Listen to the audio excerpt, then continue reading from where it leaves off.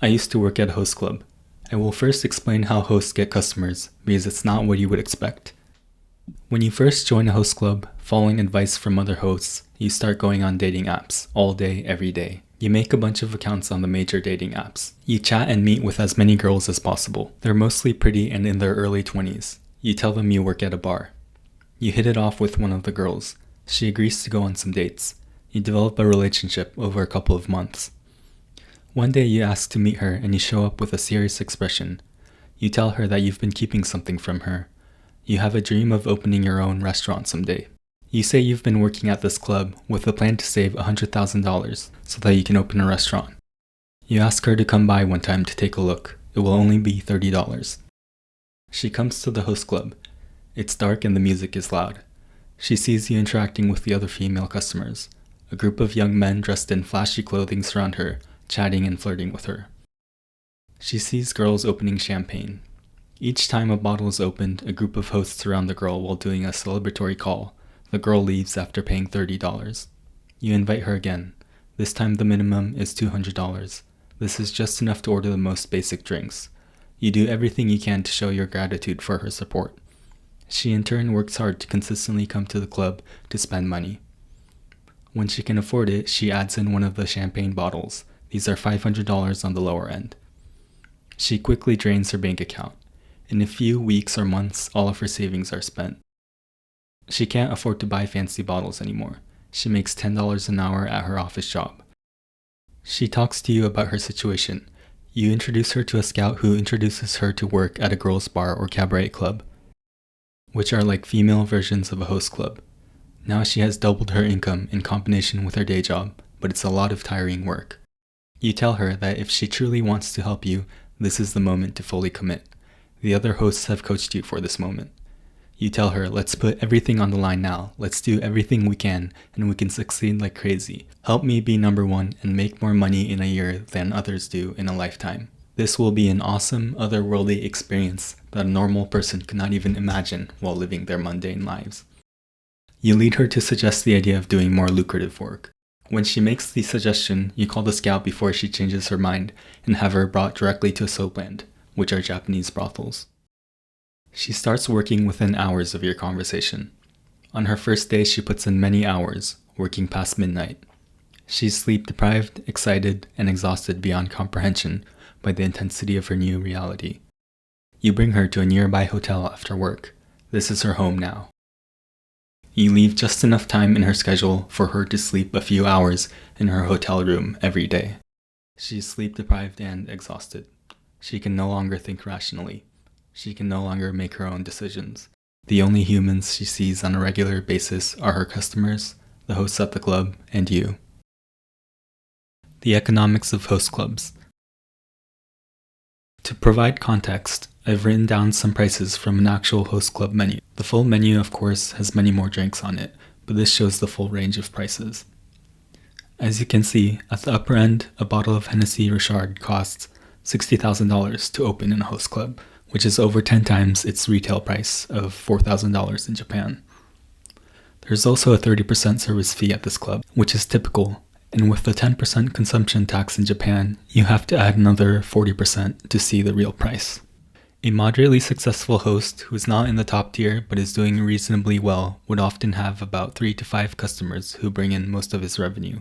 A customer might agree to bring in $10,000 a month until she hits $100,000 or so. It's an intense short-term investment that you make together.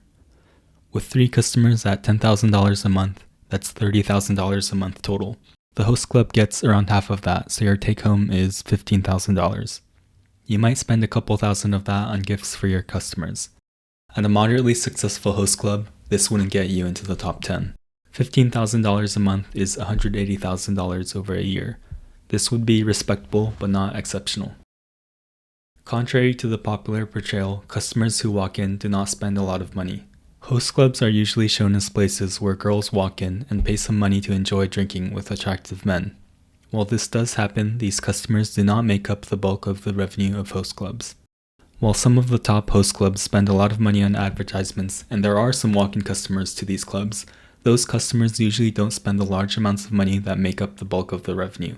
Most of the revenue comes from customers who did not walk in but were instead invited to the host club by a host that is working there, just like in the scenario at the beginning of this video. These observations are based on my personal experience. I saw hundreds of customers spend many thousands to tens of thousands of dollars at a number of host clubs, but I don't remember any that began as walk-in customers. A host club is, physically, basically a nice bar where multiple men make your drinks and talk to you. Now think about what kind of woman would pay $10,000 a month after month, to a guy who works at a bar that they happen to go to. If this customer existed, she's probably insane. This kind of customer is rare. If you're a guy, think about who in your life would spend tens of thousands of dollars on you, month after month. Maybe your parents or romantic partner would, though even then it could be questionable. It's the same thing at host clubs. People do not spend vast sums of money on a random host that they had a few drinks with. Hosts build relationships of deep trust, intimacy, romance, and sensuality with girls before the girls are ever asked to spend any money. The hosts will actually spend money on the girls during this time, just like other guys who pay for dates. Once this deep relationship is built with the girl, then the host asks the girl to come to the host club, sometimes offering to pay the initial cost. And then after that, the girl is enticed into wanting to spend money on the guy. Sometimes when the host achieves celebrity status, this process can be a bit different, as the host cannot and does not need to spend so much time on each customer. Instead, he can use his reputation and platform to more easily get the support of girls. In the host club itself, all the hosts work together to get the girls to buy expensive drinks for their hosts. For example, by talking about how hard the host has been working recently, or telling genuine, flattering stories about the host. The hosts get very good at this type of pitch. It was said that hosts who were good at this kind of pitch often went on to earn a lot of money for themselves as well, although they earn none of the money when someone else's customer buys a drink. I think there are different reasons for this, but a big one is that the host who benefits from a customer purchasing a drink feels gratitude towards the host who made the pitch, and will work extra hard to praise that host, and in turn will work to get that host customer to buy drinks, and the praise and the request to buy drinks will come from a genuine, heartfelt place. Sex work in Japan. Host clubs have strong, informal relationships with scouts who work in misushobai, which is the word for work related to nightlife in Japan. Hosts introduce each other to scouts that they like to use. Sex-related work isn't just prostitution, and prostitution involving intercourse is just one part of the sex industry, which is itself one part of the nightlife industry. The lowest paying kind of nightlife work that a host club customer might be introduced to is a girls' bar. At a girls' bar, the girl employees stand behind a bar counter, serve drinks, and talk to the typically older and male customers. This pays around $20 to $30 an hour, plus a percentage of some of the drinks. One step up is the kyabakura, which are basically like host clubs, with hostesses instead of hosts.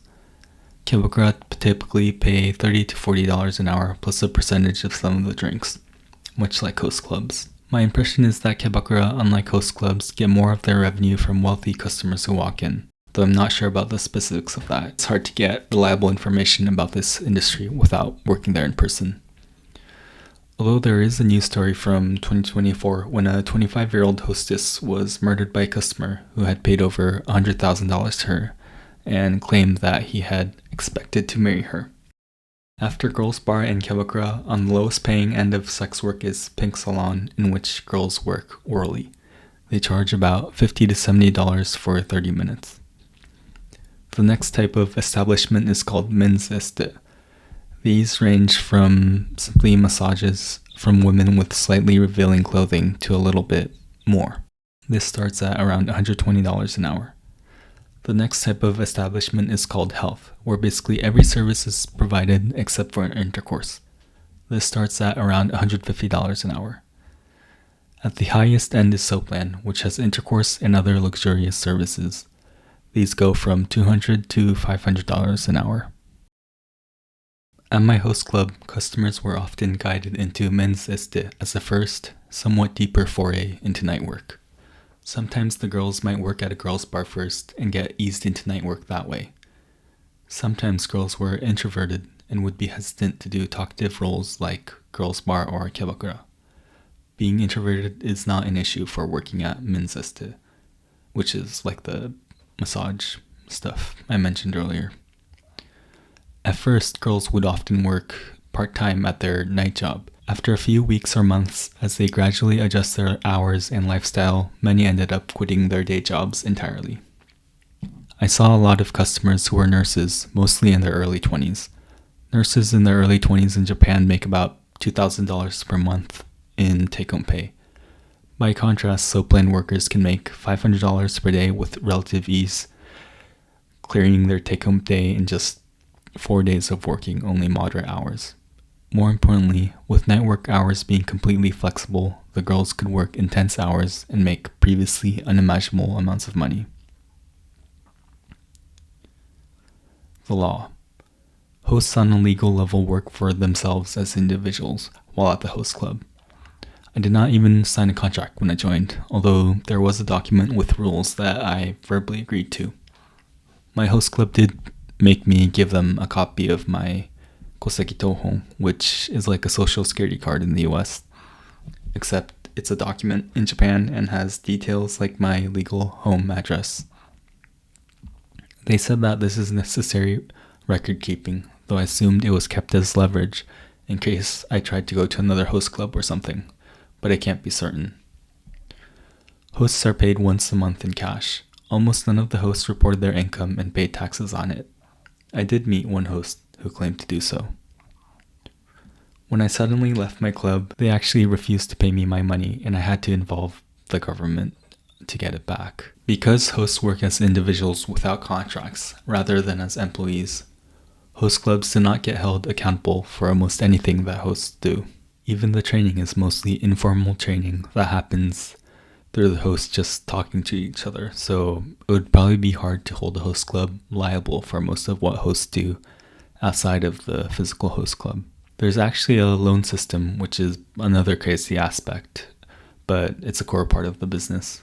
Customers can take out loans of tens of thousands of dollars on the spot at the host club. The loans sometimes add up to hundreds of thousands of dollars for a single customer. Remember, the customers are most commonly 18 to 24-year-olds. Legally, the host actually borrows the money from the club, and my understanding is the host is ultimately liable for it. However, the girls seem to think they are either legally or morally obligated to pay back the loans. Loans are involved in a big percentage of the cases where girls are doing intense hours at a SoapLand or a similar establishment. I know of some stories involving loans that I might tell in a future video. I will also mention that I worked at host clubs for just 5 weeks, and I lived in dorms for 3 of those weeks.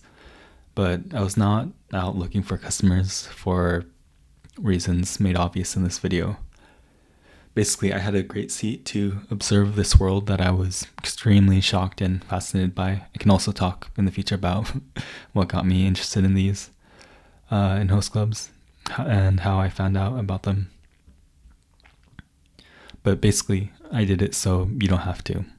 I don't really recommend working at or patronizing these places, unless it's for a good story.